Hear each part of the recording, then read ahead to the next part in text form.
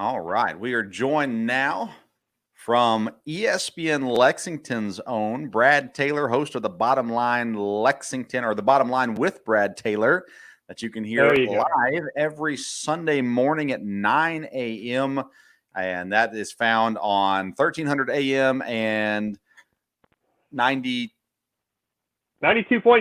Yeah. 92.5. I get them confused because the Bengals games are on a different station, and that is true. all lost. But 92.5 FM, ESPN Radio, and you can get that online. What's the website as well?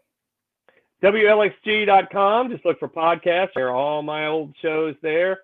And we're on a hot streak, pick a game. So if you're into that kind of thing, yeah, probably in your best interest financially to look at that show too. He has been on a hot streak picking games. And today we're going to start talking about college football.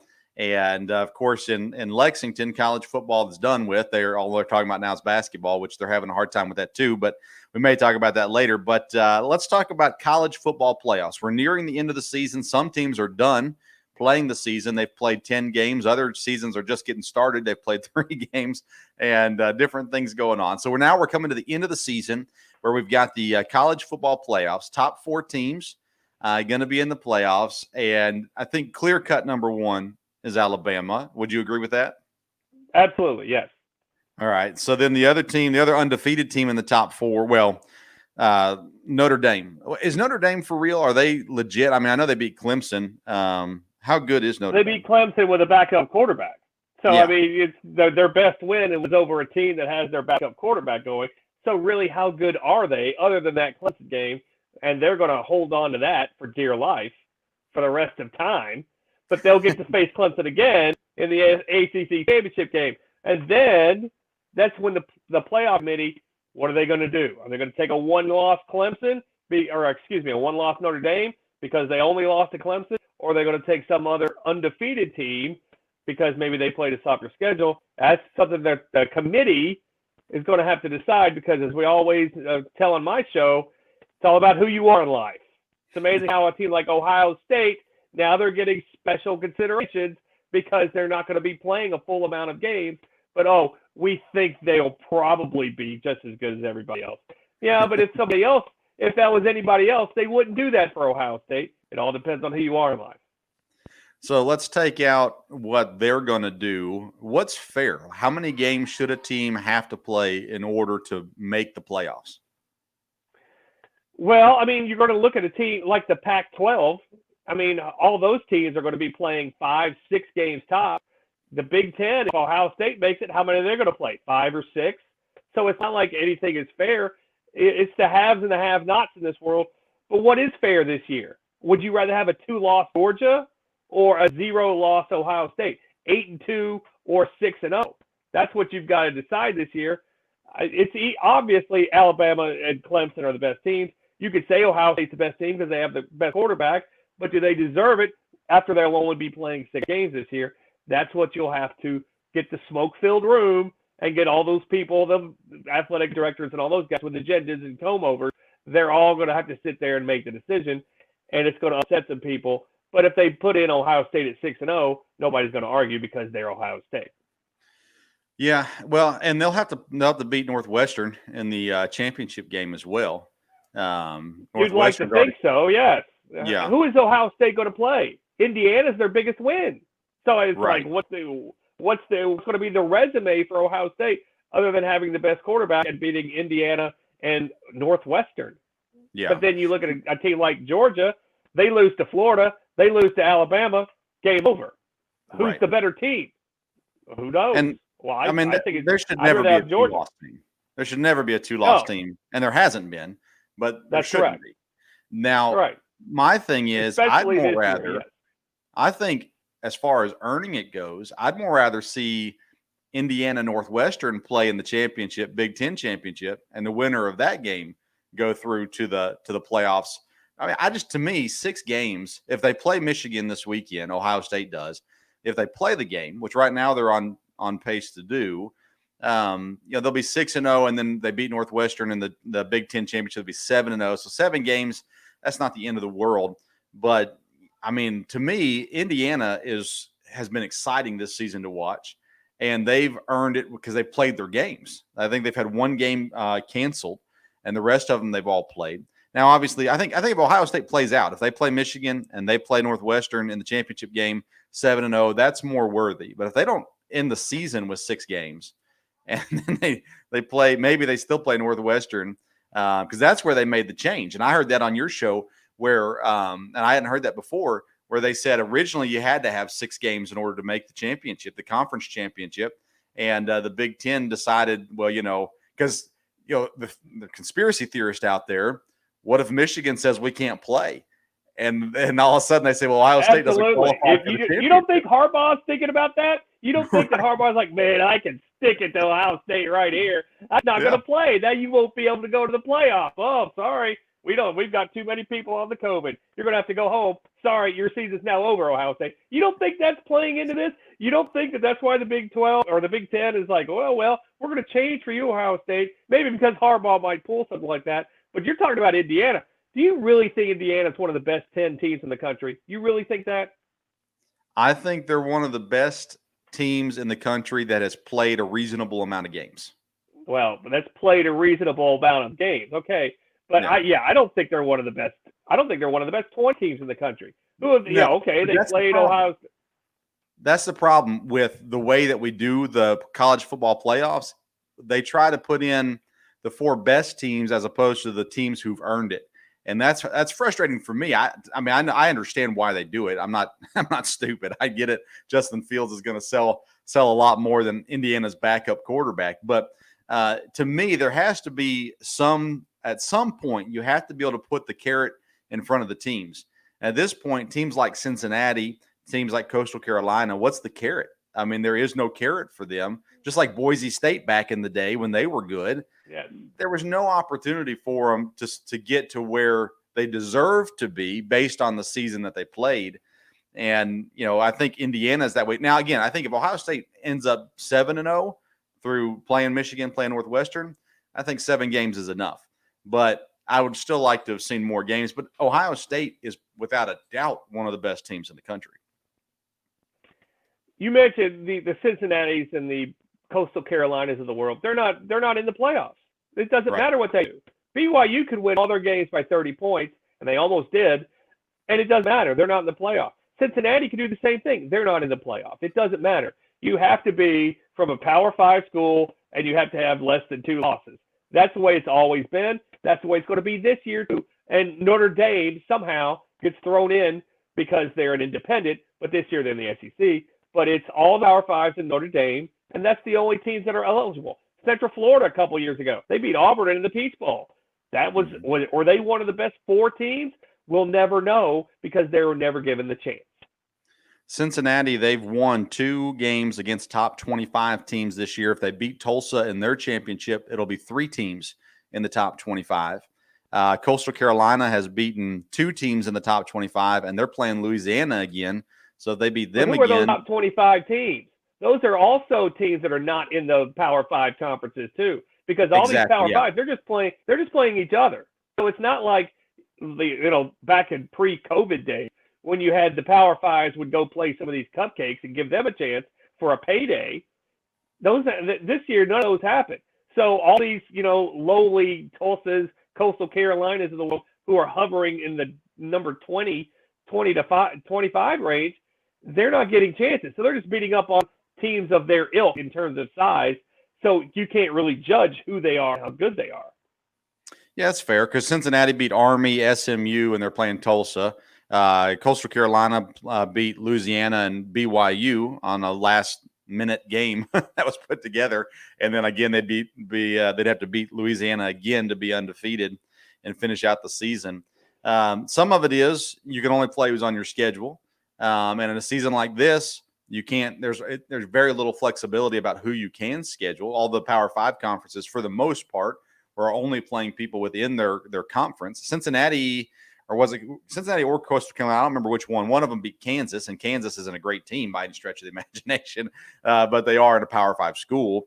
To me, especially in a year like this, it makes sense to have a team like Cincinnati who's undefeated. They have played people. Granted, they haven't been Power 5, but they weren't allowed to play Power 5 teams.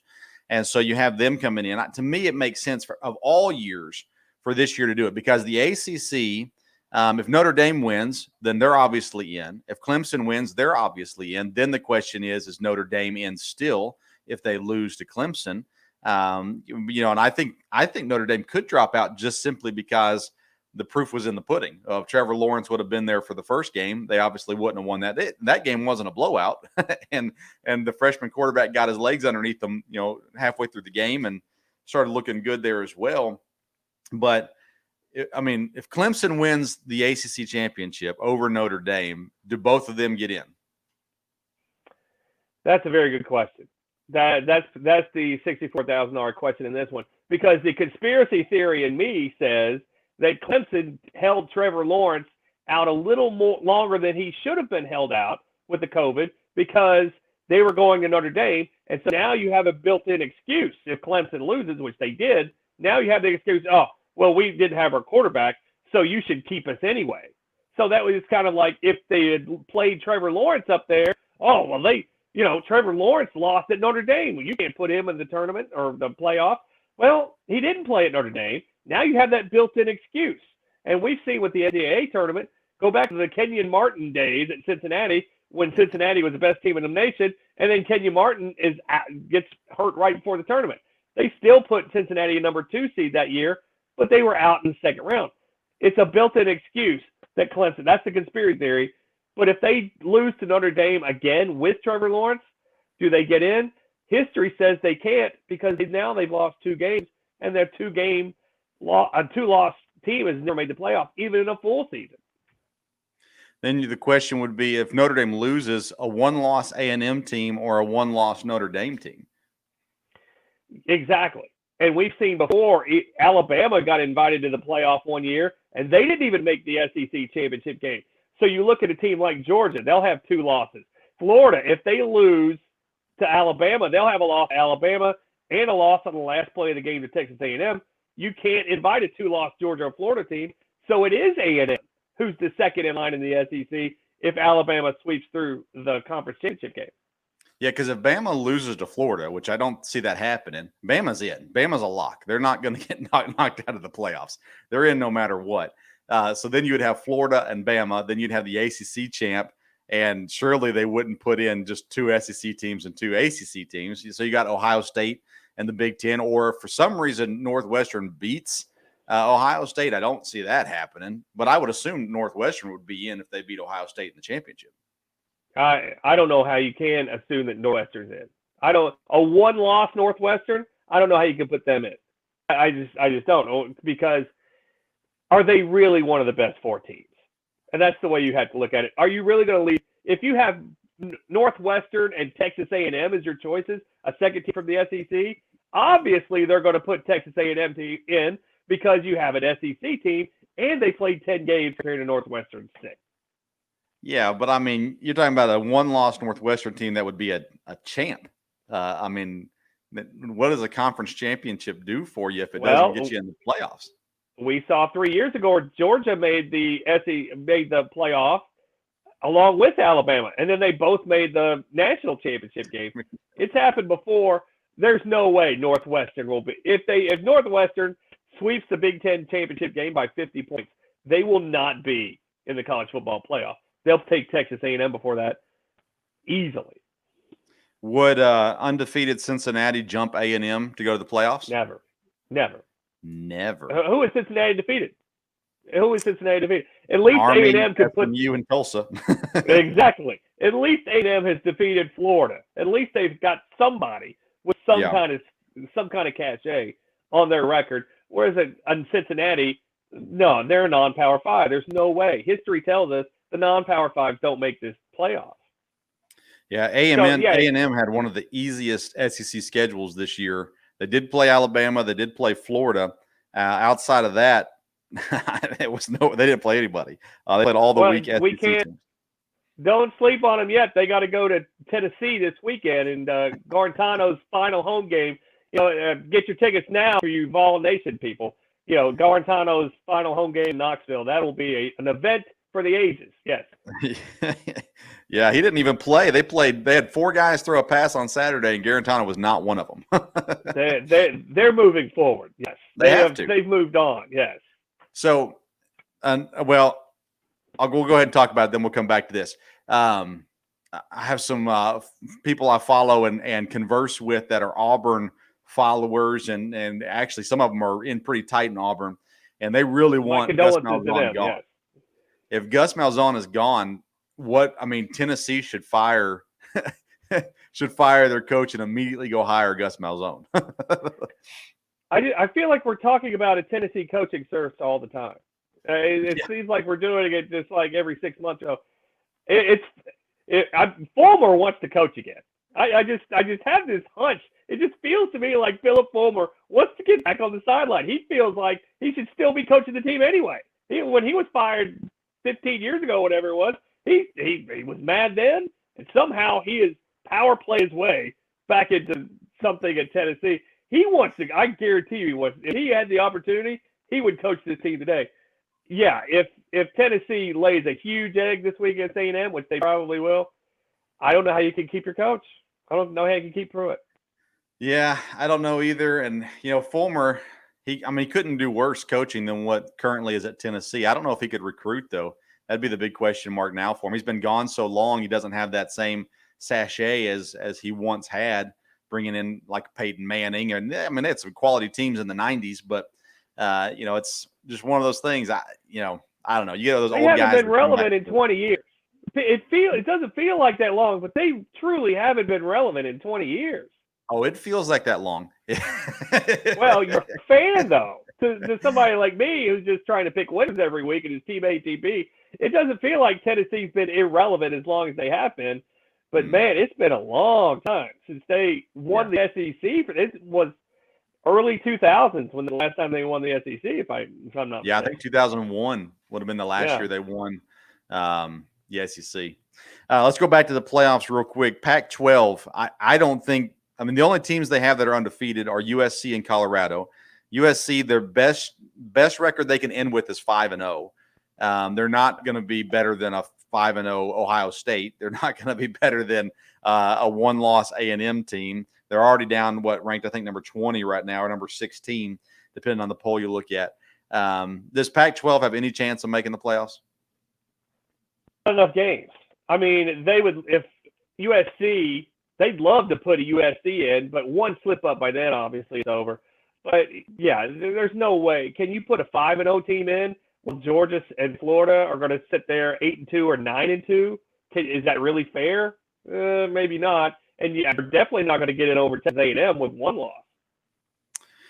Yeah, I agree. I don't think they started too late. They have to be, I don't know if punished is the right word, but hopefully college football hierarchy will look at it and go, hey, you guys should have started when everybody else started, because they didn't even leave their schedule was set at 6 games, and they left no room to make up any games that were lost. And USC already had 1 game canceled. So like I said, they can finish the season 5-0, but even Ohio State's going to finish at the very least 6 wins, 6 games, if not 7. And I don't think there's any chance for them to climb up past Cincinnati. At this point, they could get past Coastal Carolina, but I think Cincinnati's pretty locked in there at number 6 after A&M. But I don't know. It's one of those things. Well, it's a weird year. Like this. Oh, yeah, very weird. But if Ohio State goes 6-0, they get in. Oh yeah. If anybody else in the Big Ten goes 6-0, do they get in? It's all about who you are. Like Ohio State 6-0, of course they're in, no doubt. If it was Northwestern, even if it was Michigan, probably would be Michigan. But anybody else in the Big Ten, if it was Nebraska, let's say Nebraska goes 6-0, they probably don't get in. Oh, they haven't played enough games. And they certainly wouldn't be changing the rules for a team like Nebraska or anybody, Iowa, somebody like that. They wouldn't be changing the rules for them. They change it for Ohio State, but everybody, because they're Ohio State, hey, we give them a pass. Yeah, and I think even more so than it being Ohio State, I think it is Justin Fields. If you just had an average quarterback on that team, I think it's different. I think you'd look at it slightly differently. But having a guy who's going to be the number 2 draft pick in the NFL next year, everybody, Ohio State, the Big Ten, the NCAA, they all want him in the playoffs. And that's what we're going to get. Ultimately, we're going to get Alabama, Ohio State, at least the ACC champ, and maybe a second as ACC team in there if Clemson beats Notre Dame. And I mean, to me, Alabama would play the loser of the ACC championship game if Notre Dame loses, and then Clemson and Ohio State would play each other, and then the winner of those games would play the championship. That, to me, that's a good playoff. I mean, as a fan, it's enjoyable to see those games. Texas A&M, Notre Dame, who's better? I have not watched a single Notre Dame game this year, so I don't know. I would guess Notre Dame, but I don't know. I think you're right, and when your name is Notre Dame and you have your own network and you have the history that they do you get in over a team like Texas A&M, who the only thing they have going for them is that they're in the SEC? I think this year you do. And even though people will say, well, then they beat Clemson with their backup quarterback, that's their biggest win. Well, that's enough this year, especially when your name is Notre Dame. And the college football committee, they're losing so much money, they got to get as many eyeballs on this playoff as they can. So Notre Dame making the playoff, even if they get slaughtered by 40 points in the first round, that's still enough for them. But you brought up a good point with Justin Fields. We talked about this before the season. Who was the most valuable quarterback this season? It wasn't who was the best quarterback. It was Trevor Lawrence. But the most valuable one definitely was Justin Fields, because we saw when Trevor Lawrence went down, they've got 2 Elite 11 quarterbacks just waiting to come in next year, and they almost won at Notre Dame. Whereas if Justin Fields won for Ohio State, who knows what they'll be. So, yeah, Justin Fields is the most valuable quarterback in the nation, although he's not the best. But, yeah, Clemson can still win. Next year, they'll be just fine without Lawrence. They will be just fine. But you could argue if Clemson beats Notre Dame that Lawrence still was the most valuable, too, because they lost to him early in the season. That's a good point. And but, you know, at Notre Dame, Notre Dame's not played anybody. And you mentioned that. They beat Clemson. They beat North Carolina, but North Carolina underachieved greatly this year. And they had one close game against Louisville, 12-7 against Louisville, which didn't make any sense. But all the other games, they scored upwards to 40 points in almost every game. They blew out pretty much every team they played, and it's all ACC teams. And I mean, the ACC is no SEC, but nonetheless, that Clemson wins enough. And, you know, again, I haven't watched their games, and their quarterback book, I have no idea what he is. And just because I haven't watched him. And this year, you know, between just schedule and other games being on, I never turned on Notre Dame this year. But I know a lot of the nation does. And they're a team that makes sense in the playoffs. Like I said, Bama, Notre Dame, Clemson, and Ohio State, to me, that's a really good playoff. It should be entertaining. I think that's the one you're looking at right now. Barring a collapse by Notre Dame and just coming up really bad in this ACC championship game, those are the 4 teams. And are they the 4 best teams? I tend to think Georgia and/or Florida is better than Notre Dame, but they'll have 2 losses. And you know, history tells us you don't get into 2 losses. I don't care who you are. So you look at Power Fives with 1 loss or less. Notre Dame is the 4th best of those, along with A&M. But I think Notre Dame is better than A&M and more eyeballs and television sets. So that's why for my money, that the 4 you have right now is the 4 that's going to make it. Yeah. My dad had an idea. I mentioned this in my last podcast, but of having a 4-team tournament. He called it football for real fans playoffs, basically, where you'd have Cincinnati, Coastal Carolina, BYU, and a 4th team playoff. Get a sponsor for it. Make it a show, basically a way for them to get more money, and it should be at least evenly skilled teams. Those teams, you know, are in the same category, so it'd still be good football and it could be entertaining. But they're never gonna, like you said, I think Cincinnati has the best chance of making the 4. Just if something crazy happens in some like 2 championship games, if Clemson loses and Ohio State loses, I think Cincinnati has a chance. But outside of that. And I don't think they'll get in, but I think they're the only team of those lower tier teams that has any possibility of making it into the playoffs.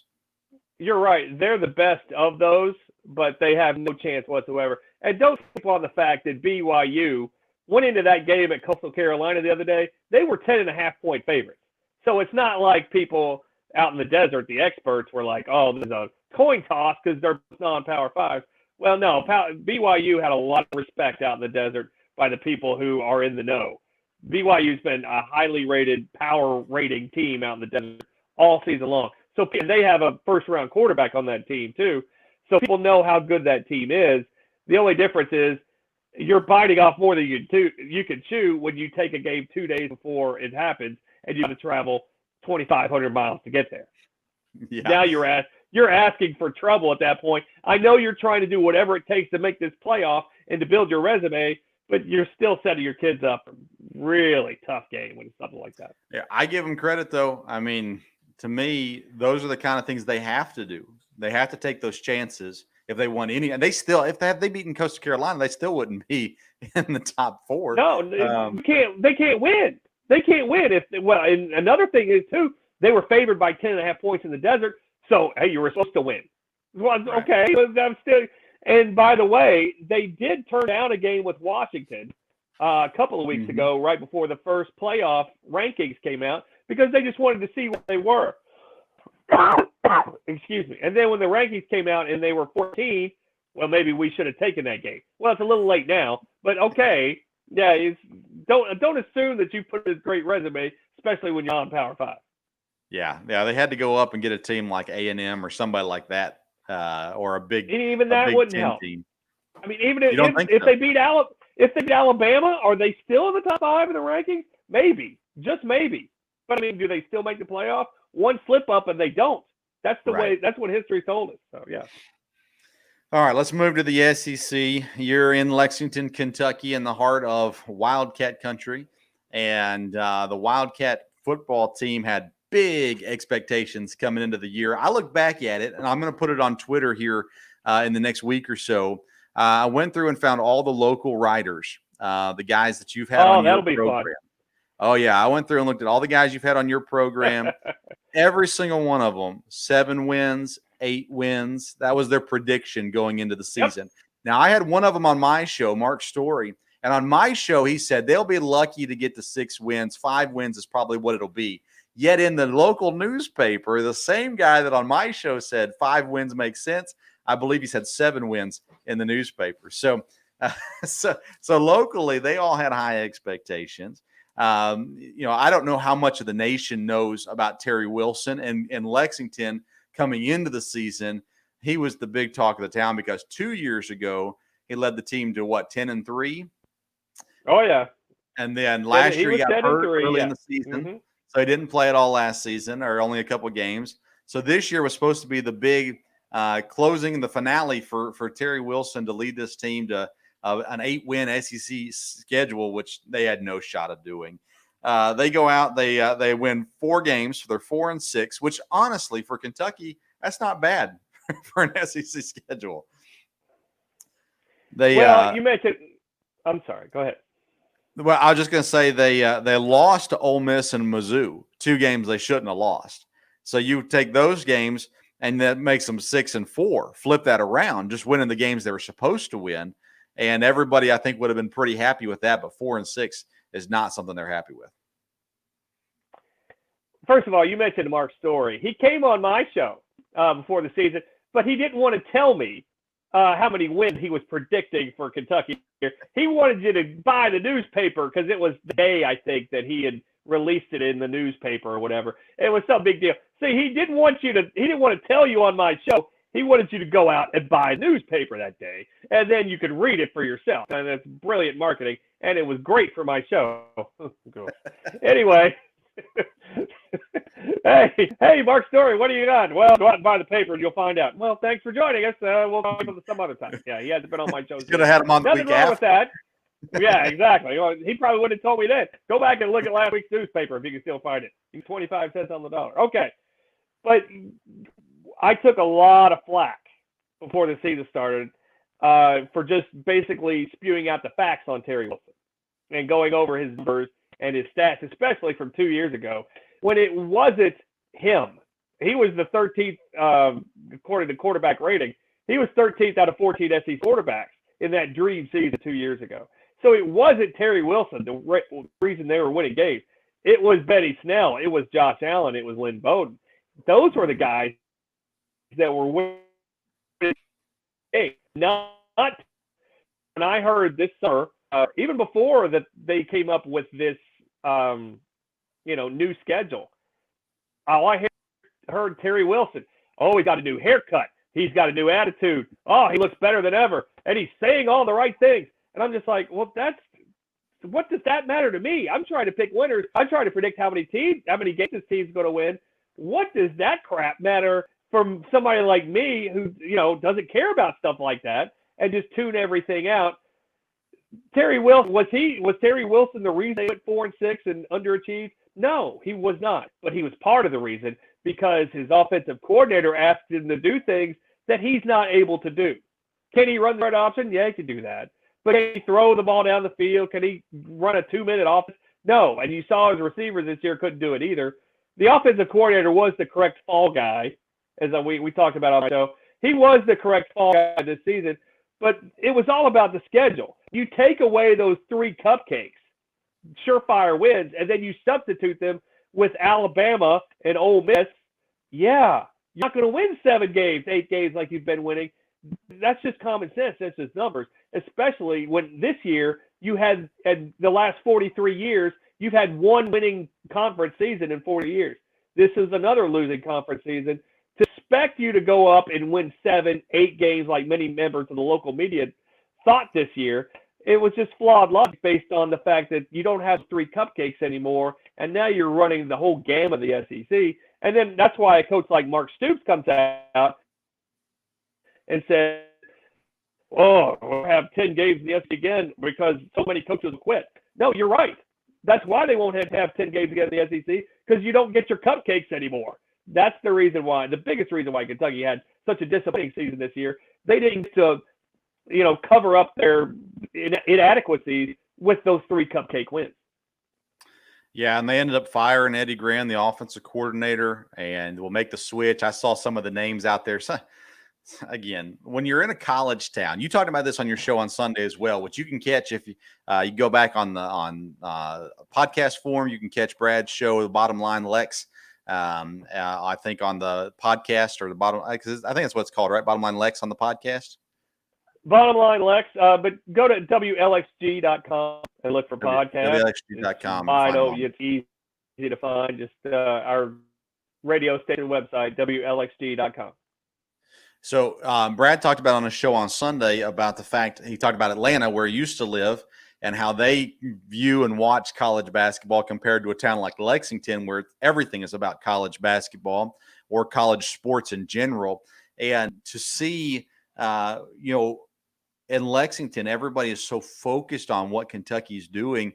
And so there is a lot of anger towards the coaching staff or towards the players or different things like that. But Eddie Gran was horrible all year long. And he hasn't been horrible the entire time he's been at Kentucky. But this year, he was very, very bad, and he needed to go. The local writers are saying guys like offensive coordinators in the NFL are going to come and be an offensive coordinator at Kentucky. Like, no. Maybe a quarterback coach or something like that. But you cannot expect for a offensive coordinator in the NFL to come and be an offensive coordinator at Kentucky. Okay, you're back. I lost you for a second there. I lost you for a second. Repeat the question in short form. You kind of phased out. That's the new Zoom community we're in here. Okay. What kind of expectations could Kentucky have to bring in a name for offensive coordinator as opposed to just some young up and comer that nobody's heard of? Well, it all depends on Stoops. It depends on what he wants. Because I honestly believe if Stoops had his way, it would be nothing but they go back to the wishbone if he could get away with it and just run it up the middle 55 times a game and play defense and try to win games. But you can't do that today. You obviously can't do that now. I think they're looking for somebody that can open things up, because the more open these offenses are now, the better recruiting you have. excuse me. And Nick Saban said this a few weeks ago, and he's dead on. It's all about offense now. College football is offense. And look at Alabama. When he first got there, they were running game and defense. They had, guys who won the Heisman Trophy, Mark Ingram. They had guys, Derrick Henry. They had guys who won as a running game. Now they're throwing it all over the place. That's Nick Saban changing with the times. And if you're going to recruit in today's game, you've got to be able to open it up and throw the ball. And just like I've heard for weeks, these magical wide receiver recruits they have coming into town, there's 4 of them. Now there's 3 because one of them skipped town to go to Cincinnati. And if you're Kentucky, you can't leave Kentucky and choose Cincinnati over you. That's basically because if I'm a wide receiver, why do I want to go there with Terry Wilson and guys like him throwing me the football, and I'm not going to put up any numbers whatsoever, and I'll never make the NFL? Yeah, I think Terry Wilson still has a year of eligibility. I think he might be a grad transfer, go somewhere and play at a small school somewhere and still get an opportunity to play in a system that fits him, things like that. At Kentucky, they've got a transition. They've got Joey Gatewood, who came in from Auburn. They've got Bo Allen. He's a freshman this year from Lexington. That showed a little bit of signs, and a lot of people said Bo Allen was pushing Gatewood for the number 2 spot early in the season, even when Gatewood, there was some question about whether or not he was going to even get a chance to play this year. But a lot of people like the freshman and Bo Allen as well. And both of those guys are supposed to have cannon of an arm. Now, that doesn't always mean wins, but they're supposed to be throwers as opposed to runners. And so you got to bring in a guy that's going to put a system in place that fits what they have, because they do have, supposedly, we're told, talented wide receivers and talented tight ends too. We have no idea if they do, because this year it was, you might as well put a receiver back at quarterback and probably would have been the same results at the end of the day. Well, see, now you're believing the same stuff we were fed in the summertime. Oh, Terry Wilson got a new haircut. He's a new quarterback. He's a new man. Well, no. Let's see it on the field first. You can sit there and tell, and people are judging this Joey Gatewood and Bo Allen. The only game that Joey Gatewood started was against Georgia. The only game that Bo Allen really put up some numbers against was Vanderbilt. So is that really a fair comparison? I don't think so. And you could talk about, well, there will be a quarterback battle in the preseason. You pretty much already know who's going to be the quarterback next year. And don't sit there and tell me they don't. That's why they're going out to get a new offensive coordinator, because it's probably going to be a guy like Bo Allen, who is not exactly the running quarterback they've had here in all the years under Mark Stoops. Be interesting to see what Kentucky does for the Kentucky faithful. This year, they quickly turned off Kentucky football to watch Kentucky basketball, only to be disappointed greatly in the first 4 games of the season. Hey, you got the best 3-loss team in the country here in Lexington, ladies and gentlemen. Big Blue Days. Hang your hat on that one. There you go. Best 3-loss team. Coach Cal said, "Don't be mad at the kids." I can't say that I was ever mad at the kids. I was mad at him the whole time.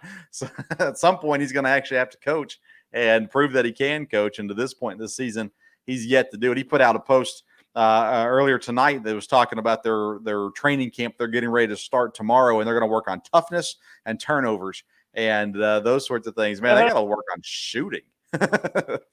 You ever notice when a coach says we're getting back to basics, that always comes after something bad has happened? You notice that? You don't see an undefeated team saying we're getting back to basics. No, you don't see that. You always see a team losing saying we're going back to basics. Yes. Yeah. When you see the fan base pointing out which 5 players should get the most minutes in the game, and according to everything that we can see in the stats, we can see they're right, and yet the coaches are doing something different, there's a problem. Like, something has to be fixed. It's obvious where the minutes should go. And at this point, he's doing his same way. And you know what's going to be crazy is these kids are going to get drafted in the NBA and make millions of dollars, and Kentucky fans are going to be sitting here going, where's the championships that we're supposed to be getting with the great talent that's coming through Lexington? You're right. And nobody squanders more talent, especially come March.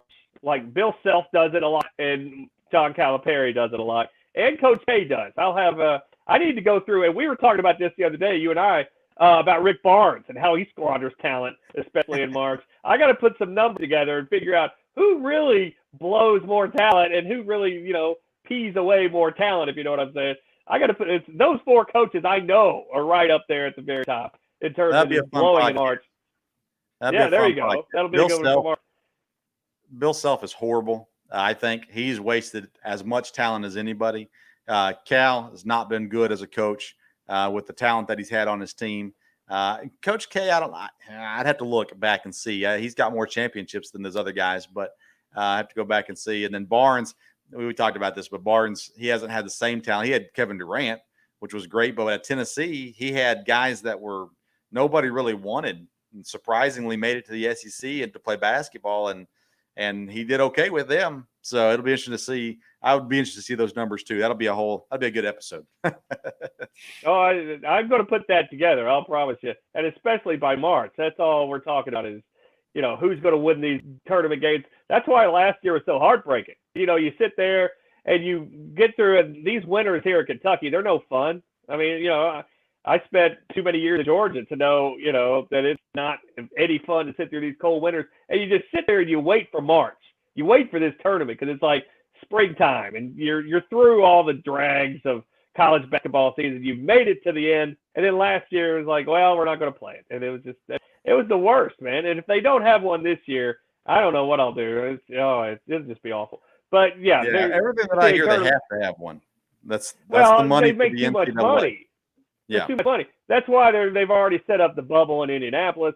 There's too much money involved to miss another tournament. So yeah, they're going to do whatever it takes to play these games, and that's why nobody says a word. And somebody like Gonzaga and Kansas, or Gonzaga and Baylor, number 1 and 2, they don't play on Saturday. That game was canceled 90 minutes before it started. So it's like, well, as long as they play in March, it's okay.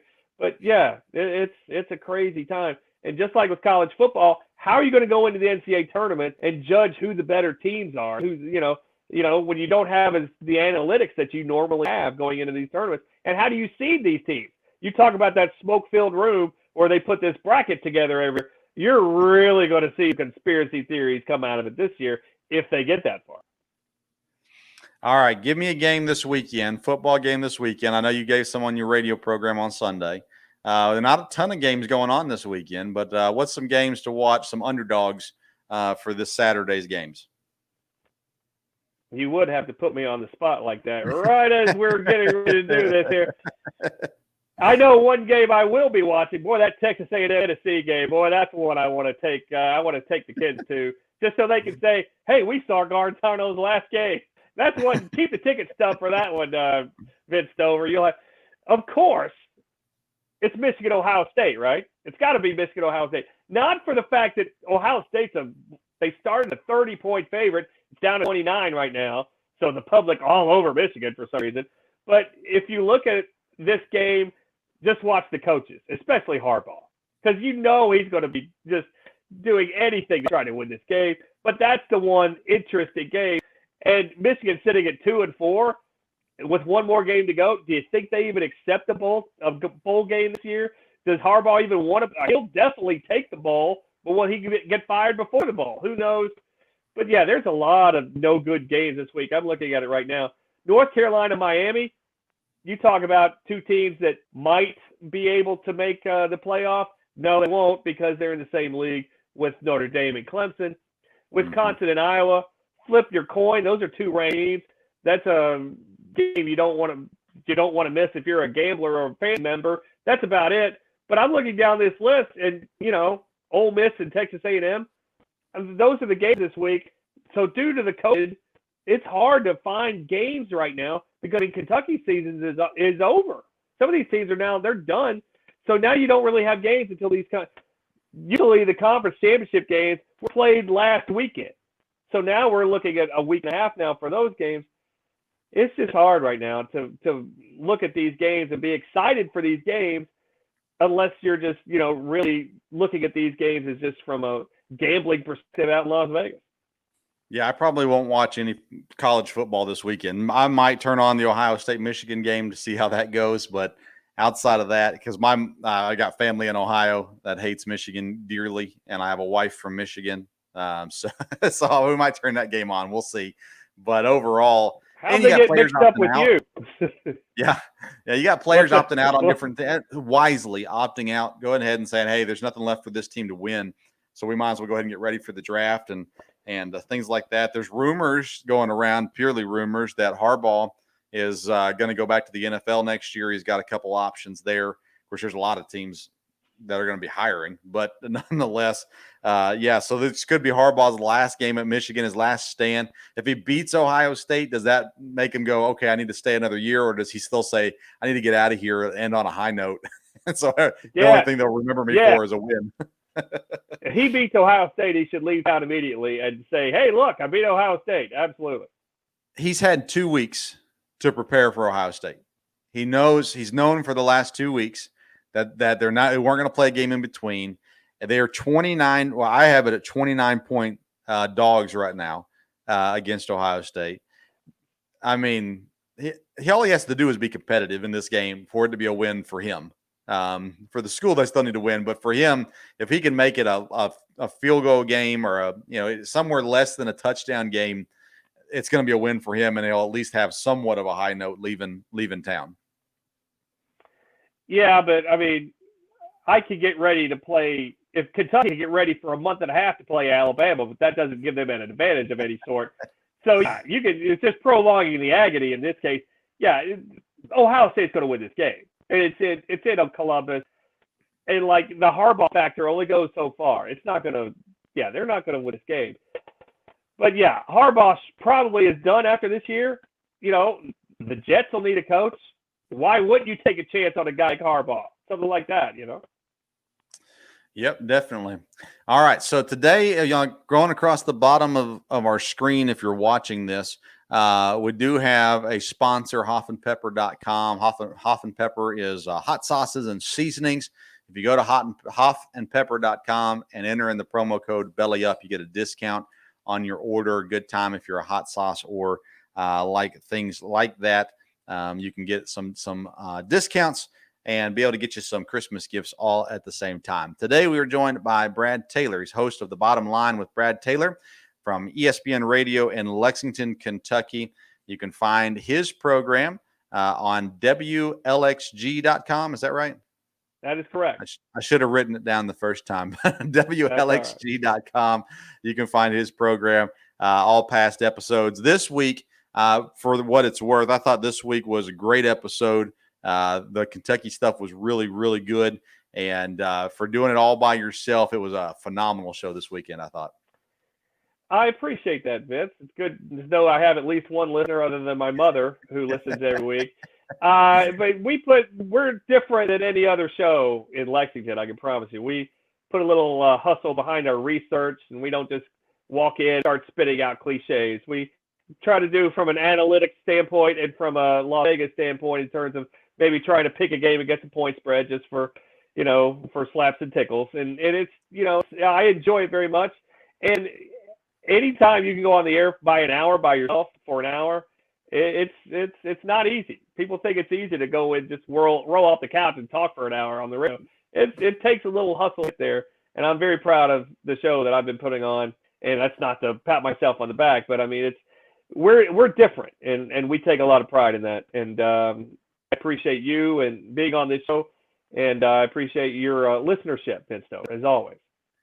Definitely. Brad is, I call him the most unbiased person in sports talk. And in a town full of fanboy shows, Brad Taylor's Bottom Line is not at all a fanboy show whatsoever. No. So every now and then I text him and say, you should say something nice about Kentucky this week. So well, wave, I might do it. When there's something nice to say. Win a game and cover a point spread, I might say something nice about it. Come on now. Oh, boy. Brad, thank you so much for being on with us and talking football, even a little basketball there at the end as well. But thank you so much for being on. You make the podcast better every time that you're on with me. You're the best there is, Vince. I appreciate you. I appreciate your friendship. And anytime, I'll be on this podcast anytime you like.